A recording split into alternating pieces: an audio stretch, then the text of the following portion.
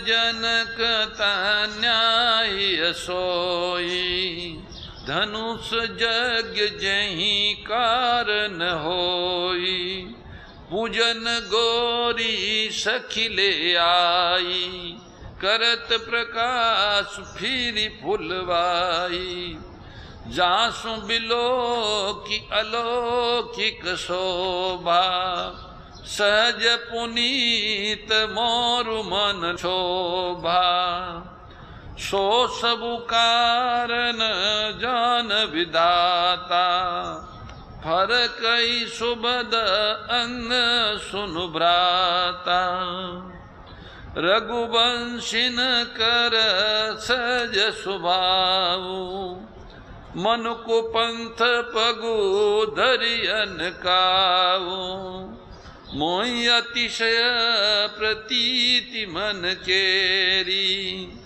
जै सपने ऊपर नारी नहेरी, जिनके लई नरी पुरन पीठी, नहीं पावई पर त्यु मन डीठी, मंगन लई न जिनके नाई, ते नर बर थोरे जगमाई, करत बत कई अनुज सन मन सिय रूप लुभान, मुख सरोज मकरंद छवि, करई मधुपैव पान, सियावर रामचंद्र भज जय शरण। भगवान राम कहते भैया ये वही कन्या है जनक जी की जिसके निमित्त धनुष यज्ञ हो रहा है, जिसकी अलौकिक सुंदरता देखकर स्वभाव से ही पवित्र मेरा मन क्षुब्ध हो गया है।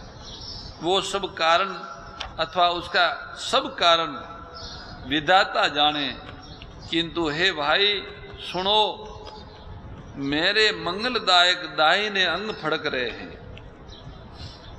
रघुवंशियों का ये सहज जन्मगत स्वभाव है कि उनका मन कभी कुमार्ग पर पैर नहीं रखता। मुझे तो अपने मन का अत्यंत विश्वास है, जिसने जागृत की कौन कहे सपने में भी पराई स्त्री पर दृष्टि नहीं डाली, रण में शत्रु जिनकी पीठ नहीं देख पाते, जो लड़ाई के मैदान से भागते नहीं हैं, पराई स्त्रियां जिनके मन और दृष्टि को नहीं खींच पाती, और भिखारी जिनके यहाँ से खाली नहीं जाते, ऐसे श्रेष्ठ पुरुष संसार में बहुत थोड़े हैं। यूं श्री राम जी छोटे भाई से बातें कर रहे हैं, पर मन सीता जी के रूप में लुभाया हुआ है। उनके मुख रूपी कमल के छवि रूप मकरंद रस को भौरे की तरह पी रहा है। उधर श्री सीता जी चकित होकर चारों ओर देख रही है। मन इस बात की चिंता कर रहा है कि राजकुमार कहाँ चले गए। बाल मृग नयनी, मृग के छोटे बच्चे सी आँख वाली श्री सीता जी जहाँ दृष्टि डालती है, वहाँ मानो श्वेत कमलों की कतार बरस जाती है। तब सखियों ने लता की ओट में सुंदर श्याम और गौर कुमार को दिखलाया। उनके रूप को देखकर नेत्र ललचा उठे। वे ऐसे प्रसन्न हुए मानो उन्होंने अपना खजाना पहचान लिया हो। श्री रघुनाथ जी की छवि देखकर नेत्र निश्चल हो गए।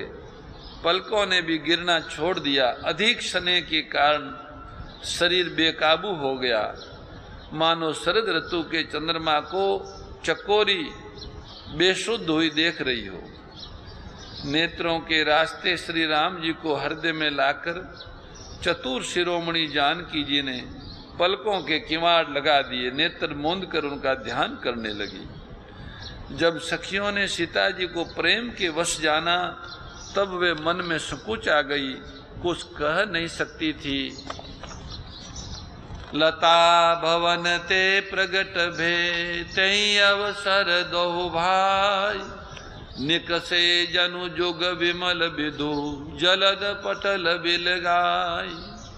उसी समय दोनों भाई लता मंडप कुंज में से प्रकट हुए, मानो दो निर्मल चंद्रमा बादलों के पर्दों को हटाकर निकले हो। दोनों सुंदर भाई शोभा की सीमा है, उनके शरीर की आभा नीले और पीले कमल की है। सिर पर सुंदर मोर पंख सुशोभित है, उनके बीच बीच में फूलों की कलियों के गुच्छे लगे हुए हैं। माथे पर तिलक है, पसीने की बूंदें शोभायमान हो रही हैं। कानों में सुंदर भूषणों की छवि छाई है। टेढ़ी भौहें और घुंघराले बाल है। नए लाल कमल के समान रत्नारे नेत्र है। ठोड़ी नाक और गाल बड़े सुंदर है। हंसी की शोभा मन को मोल लिए लेती हैं। मुख की छवि तो मुझसे कही नहीं जा सकती, उसको देखकर बहुत से कामदेव भी लज्जा जाते। वक्षस्थल पर मणियों की माला है। शंख के सदृश सुंदर गला है। कामदेव के हाथी के बच्चे की सूंड के समान उतार चढ़ाव वाली एक कोमल भुजाएं हैं। वो बल की सीमा है, जिसके बाएं हाथ में फूलों सहित दोना है। हे सखी, वह सांवड़ा कुंवर तो बहुत ही सलोना है। सोमन समेत बाम कर दो ना, सांवर कुंवर सखी छूठी लो ना। के हरि कटी पट पीत धर, सुषमा शील निधान। देखी भानुकुल भूष नहीं, बिसरा सखिन अपान।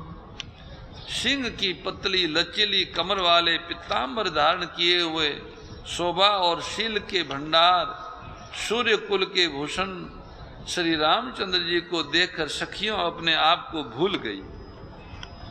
एक चतुर सखी धीरज धरकर हाथ पकड़कर सीता जी से बोली, गिरिजा जी का ध्यान फिर कर लेना। इस समय राजकुमार देख लो सामने आए हैं। तब सीता जी ने सकोच कर नेत्र खोले और रघुकुल के दोनों सिंहों को अपने सामने देखा। नख से शिखा तक श्री राम जी की शोभा देखकर और फिर पिता का प्रण याद करके उनका मन बहुत दुखी हो गया। जब सखियों ने सीता जी को परवश देखा, तब सब भयभीत होकर कहने लगी, बड़ी देर हो गई है, अब चलना चाहिए, कल इसी समय फिर आएगी। ऐसा कहकर एक सखी मन में हंसी। सखी की यह रहस्य भरी वाणी सुनकर श्री सीता जी सकुच आ गई। देर हो गई जान उन्हें माता का भय लगा। बहुत धीरज धरकर वो श्री रामचंद्र जी को हृदय में लाई और उनका ध्यान करती हुई अपने को पिता के अधीन जानकर घर की ओर चल पड़ी। देखन मिस मृग बियग तरु, फिरहि बहोरी बहोरी। निरखी निरखी रघुबीर सभी, बाढ़ई प्रीतन थोरी। मृग पक्षी और वृक्षों को देखने के बहाने सीता जी बार बार पीछे घूम के देखती है और श्री राम जी की छवि देख देखकर उनका मन प्रेम से भर जाता है। प्रेम उसमें बढ़ता ही जाता है। जानी कठिन जीव शिव चाप बिसुरती, चली राखी और श्यामल मूर्ति। प्रभु जब जात जान की जानी, सुख सने शोभा गुण खानी। परम प्रेम में मृदु मस्कीनी, चारु चित भीति लिखलीनी। गई भवानी भवन बहोरी, बंदी चरण बोली कर जोरी। जय जय जय गिरबर राज किशोरी, जय महेश मुख चंद चकोरी। जय गज बदन सड़ानन माता, जगत जननी दामिनी दूति गाता। नई तव आदि मध्य अवसाना, अमित प्रभाव वेद नहीं जाना। भव भव विभव पराभव कारिणी विषव विमोहनी सब भस बिहारिणी पति देवता सुत्यमो मातु प्रथम तवरे महिमा अमित न सकई कई सहस शारदा शेख सियावर रामचंद्र भज जय शरणम शंकर हरिओम जय जय श्री राम जय जय हनुमान हरि की जय। भगवती जगजननी श्री किशोरी जी श्री सीता जी जा तो रही है, पर बार बार राम जी को देख के उनके हृदय में मन में प्रेम बढ़ता जा रहा है। शिव जी के धनुष को कठोर जानकर वो विसुरती मन में विलाप करती हैं। हृदय में श्री राम जी की सांवली मूर्ति को रखकर चली। शिव जी के धनुष की कठोरता का स्मरण आने से उनको चिंता होती थी कि ये सुकुमार रघुनाथ जी उसे कैसे तोड़ेंगे। पिता के प्रतिज्ञा की स्मृति से उनके हृदय में क्षोभ था ही, इसलिए मन में विलाप करने लगी। प्रेमवश ऐश्वर्य की विस्मृति हो जाने से ऐसा ही हुआ। फिर भगवान के बल का स्मरण आते ही वे हर्षित हो गई और सांवली छवि को हृदय में धारण करके चली। प्रभु श्री राम जी ने जब सुख सने शोभा और गुणों की खान जानकी जी को जाती हुई जाना, तब परम प्रेम की कोमल स्याही बनाकर उनके स्वरूप को अपने सुंदर चित्त रूपी भित्ति पर चित्रित कर लिया। सीता जी सखियों के साथ पुनः भगवती पार्वती जी के मंदिर में गई और उनके चरणों की वंदना करके हाथ जोड़कर बोली, हे श्रेष्ठ पर्वतों के राजा हिमाचल की पुत्री पार्वती, आपकी जय हो जय हो जय हो। हे महादेव जी के मुख रूपी चंद्रमा की चकोरी, आपकी जय हो। हे हाथी के मुख वाले गणेश जी और मुख वाले स्वामी कार्तिक जी की माता, हे जगजननी, हे बिजली की कांति युक्त शरीर वाली, आपकी जय हो आपकी जय हो। आपका न आदि है न मध्य है और न अंत है। आपके असीम प्रभाव को वेद भी नहीं जानते। आप संसार को उत्पन्न पालन और नाश करने वाली है, विश्व को मोहित करने वाली और स्वतंत्र रूप से विहार करने वाली, पति को इष्ट देव मानने वाली श्रेष्ठ नारियों में हे माता आपकी प्रथम गणना है। आपकी अपार महिमा को हजारों सरस्वती और शेष जी भी नहीं कह सकते हैं। सेवत तू ही सुलभ फलचारी, बरदायनी पुरारी प्यारी, देवी पूजी पद कमल तुम्हारे, सुर नर मुनि सब होई सुखारे, मोर मनोरथ जानहुनी के, बसौ सदायुर पुर सबही के, किन्हु प्रगटन कारण तेई, अस कई चरण गए बेदेई, विनय प्रेम बस भई भवानी, खसिमाल मूर्ति मुस्कानी, सादर सिय प्रसाद सिर धरऊ, बोली गौरी अरसी भरऊ, सुनु सिय सत्य आशीष हमारी, पूजई मन कामना तुम्हारी, नारद बचन सदा सुचि साचा, सोबरु मिलई जायु मन राचा, मनु जाहि राचे हो मिलई, सोबरु सहज सुंदर सावरो, करुणा निदान सुजान, शील स्नेहु जानत रावरो। ऐ बाती गौरी आशीष सुनी, सिय सहित ही हरसियली। तुलसी भवानी पूजी, पुनि पुनि मुदित मन मंदिर चली।